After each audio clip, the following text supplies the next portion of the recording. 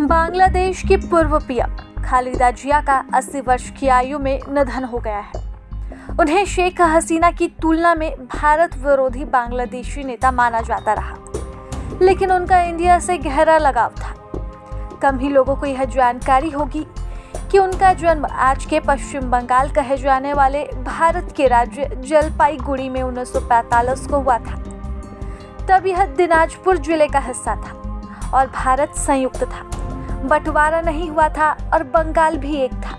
बंटवारे के बाद ही भारतीय हिस्से वाले राज्य को पश्चिम बंगाल का नाम दिया गया, तो वहीं पूर्वी बंगाल पाकिस्तान का हिस्सा बन गया और फिर 16 दिसंबर 1971 को आज़ादी मिलने के बाद बांग्लादेश के रूप में अस्तित्व में आया। इस तरह खालिदा जिया ने भारत, पाकिस्तान और फिर बांग्लादेश के नागरिक के तौर पर अपनी जिंदगी गुजारी।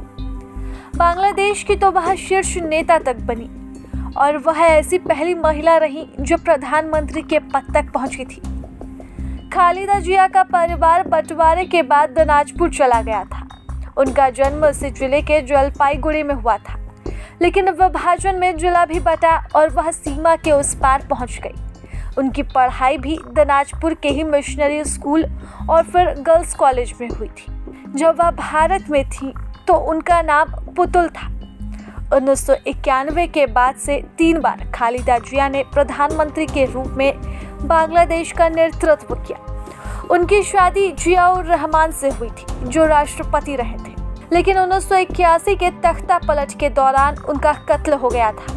इसके बाद लगातार 9 सालों तक सैन्य शासन बांग्लादेश में रहा और फिर 1991 में खालिदा जिया ने देश की बागडोर संभाली। एक उथल पुथल भरे देश में बतौर महिला पीएम उनके कार्यकाल को याद किया जाता है। हालांकि शेख हसीना के मुकाबले उनका रुख भारत के प्रति थोड़ा ठंडा था। खालिदा जिया की राजनीति में अपने पति की मृत्यु से पहले ही दिलचस्पी रही थी। फिर पति के निधन के बाद तो वह एक्टिव राजनीति में आ गई। उन्होंने बांग्लादेश में जनरल हुसैन मोहम्मद इरशाद के सैन्य शासन को खत्म करने के लिए 7 दलों का एक गठबंधन खड़ा किया था।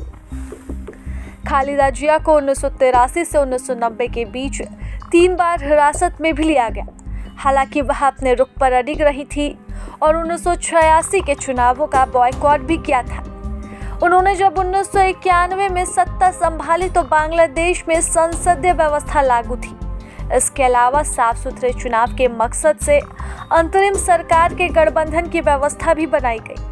हालांकि उनका 2001 से 6 के दौरान का कार्यकाल काफी विवादित रहा था।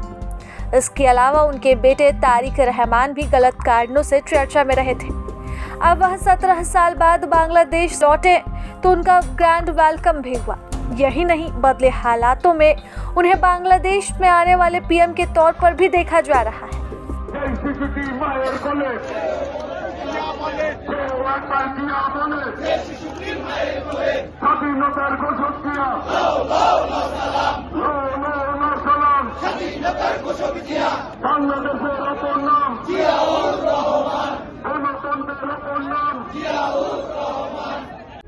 प्रभातखबर.com, विश्वास वही, रफ्तार नहीं।